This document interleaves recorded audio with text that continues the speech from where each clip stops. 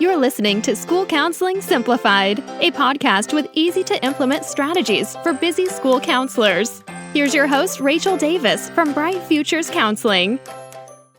Grab your party hats, y'all, because it's Impact's birthday month. Woohoo! Impact is turning 2, and I cannot believe it. To celebrate, I'm hosting the Ultimate Small Group Experience exclusively for our Impact members. So what is the Ultimate Small Group Experience? It is a virtual pop-up workshop exclusive for members where you're going to receive PD trainings from me, special guests, 25 plus small groups are included that are valued at over $200. We're going to have giveaways within our group, discussion circles, breakout groups to brainstorm best practices. It's going to be so much fun, y'all. If you want to bring your small groups to the next level this semester and to get ready for next year, you are absolutely going to love this.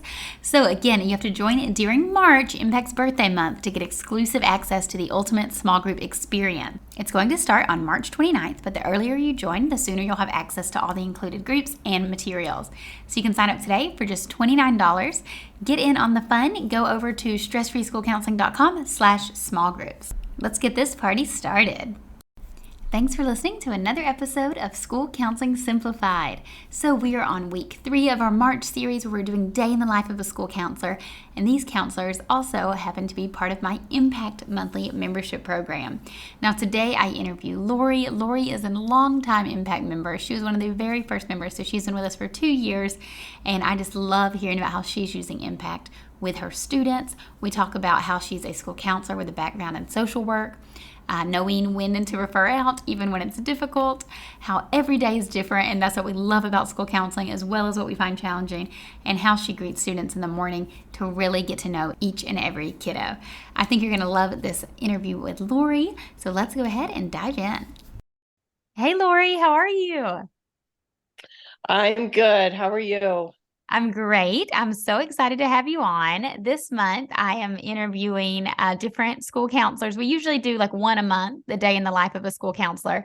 But in March, it is my membership Impact's birthday month. So each week during March, I've been interviewing different school counselors. So it's kind of a way to celebrate our Impact birthday and just to highlight and feature the best people ever, our school counselors. So I can't wait to chat with you. Exciting. Yay. Definitely. So tell us a little bit about who you are and your background in education so far. Okay.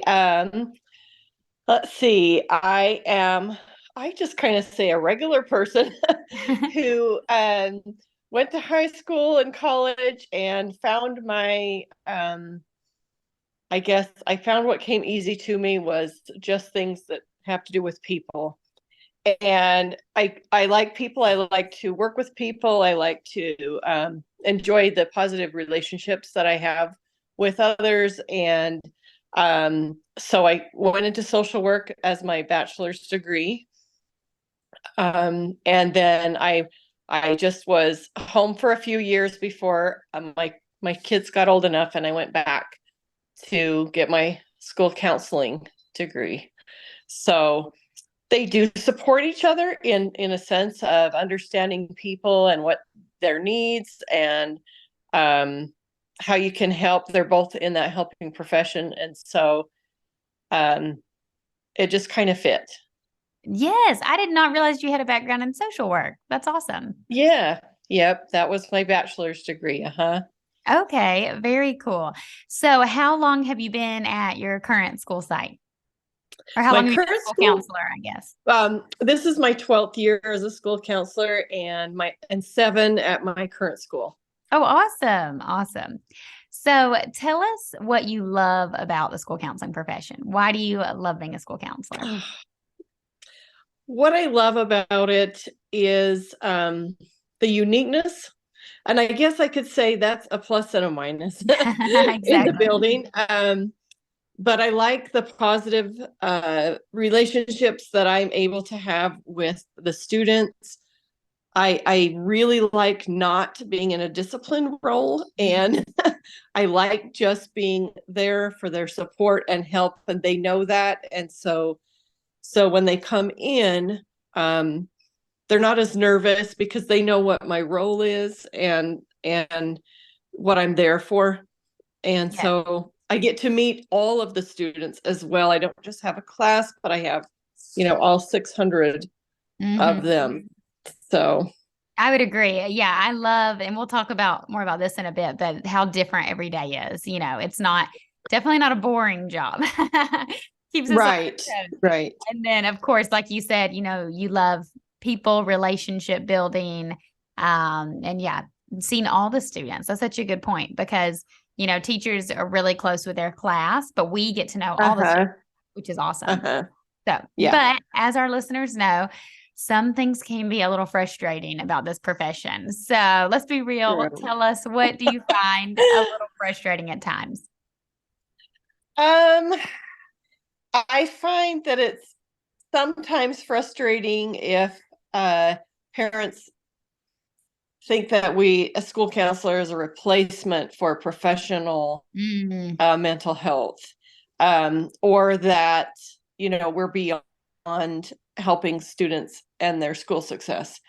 And so although some of those needs can cross, they have a hard time coping at home. They also have a hard time coping with school. And so those needs cross, but it's not a replacement, so they can just sit back and not worry about it. Oh, the school will take care of that if there's a mental health need. Right. Right. Yeah, I'm so glad you brought that up. Yeah, I think that is what's so important to remind staff, students, parents, everybody that our role is to help the students succeed in the school setting, and that we're short-term, solution focused. And it really helps me do this. I was having a hard time communicating this with parents sometimes because they're like, we just want them to keep coming every week for the whole year, free therapy or whatever. But that's why I love to use data tools so we can implement some at the start of sessions, at the end of sessions, have a clear plan saying, okay, we're going to meet for 6 weeks. This is what we're going to do. We'll do pre-test, post-test, and then we can make recommendations from there. And I think when you come to parents like from a place of authority, kind of with this plan, then they're like, okay, this is what the school counselor's role is. And that's a way we can continue to communicate our role and how we can definitely help. And we want to help as much as we can, but we also know sometimes we need to refer out to another specialist, or we need parents to implement some strategies at home as well. We're not magic wand miracle workers. Right. And I think that's a challenge in myself, not just the parents, but that's a challenge that I face, is putting that authority down and saying, this is my role. And, because I am a people person, I want to help so much. It's hard for me to realize, okay, we need to do this a different way. And this isn't just never ending, etc. Right. Because I want to help so much. Of course. And we want the parents to be on our team, right? Like we want to work together with them. So yeah, no, it can be hard to navigate those relationships. For sure. So you mentioned earlier how you love the novelty of each day, right? Like you never know what you're going to get. I think I do. And then something on the schedule happens. Exactly. You make your beautiful schedule and then nothing goes that way. But tell us, if you had to come up with like your typical day in the life of a school counselor, what would that look like? Okay. So for me, I start off very early. I have about 5 minutes to put my things down, and I'm up in the front of the school, I guess what you call the commons area, and help greeting the kids as they come in. So I'm doing that right off the bat and kind of just help guide them to where the students meet before they go down to class. The teachers need that time to prepare. And so we have a setup at our school where, they don't head to their classroom until a certain time. And so before then, just need a little bit of supervision and greeting. And so I do that. And then that happens real fast. At our school, we have some student leaders in 6th grade that help. And they have opportunity to do announcements every morning. So I am with the announcements every morning, not talking, but providing, supporting my students there. And then from there, generally, most mornings, I have a student to see right off, and it just gets rolling. Sometimes that's my frustration is I have an appointment right after announcements, but then I have a student that comes in with their parent having a meltdown or something, and sometimes I get called to help with that, and then I get a little, oh no, because there's my schedule thrown off just right before I can start. Right. So that happens. I wouldn't say half the time, maybe a third of the time that happens. Right. And then from there, I have a few kids that I support, and then I have usually classrooms, maybe around 4. Oh, wow. From K6 throughout the day. Are you I doing also have some monthly? lunch group. Oh. I see them 2 times a month. Oh, wow. That's Each awesome. classroom 2 times a month. And then you have a lunch group, you said? Yes, on some days I have a lunch group, and the kids, that's one of their favorite things. So they come in and have a chance. I have some guided questions. Most the groups that I have are usually for social interaction, able to practice making friends and talking about things. Lunchroom, it's just hard for them to do that. So I love that. Well, it sounds like you're definitely busy, but it sounds like you're doing great work. I can't believe 2 classes a month and you're doing groups and you have your as needed lessons. So that's awesome. I especially love that you're the first friendly face that the kiddos are seeing. I think that just really helps your role. As you were saying, you want to be that person that they can come to. You're not like a disciplinarian role. So I think that's so awesome that you can, they probably recognize you and they know you. Like, oh, that's our school counselor. We see her every morning. Yep. That's great. Definitely great to get that FaceTime in. Yep. Awesome. I love hearing about people's days because they're so different. And, sometimes that's pretty much how my days would typically go, a mix of like class lessons, groups, individual meetings. Yes. Sometimes I consider like redoing the schedule or recommending to people to kind of batch things. So you're in that mindset, like on these days, I'm going to have class lesson day and just like knock out all my lessons, which I kind of like that idea. But then at the same time, it does get kind of boring to do the same thing, over and over. Yeah, I like the mix up a little bit. It's always kind of keeping me on my toes to, okay, a few minutes before I do this, just brush up on, make sure I've got my head in the right space, like what you're saying. So, right. Definitely. So in between there, I'm preparing the lessons and activities for students, and yep, always doing that. It's a full-time job for sure. I'm also the last person because I'm at the crosswalk outside every day. So I also see them leaving also. I like that. So you're like the bookend. Yeah. Yeah, to their day. That's awesome. That's awesome. So you are one of our Impact members. So for those listening who don't know, Impact is my membership program for school counselors. And you are a longtime and active Impact member, which is amazing.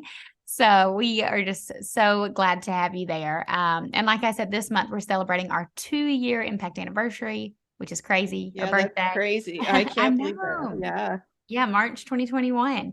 So I want to just ask you a little bit about that, how the membership helps you when it comes to planning or professional development or community, how you use it and how it helps you.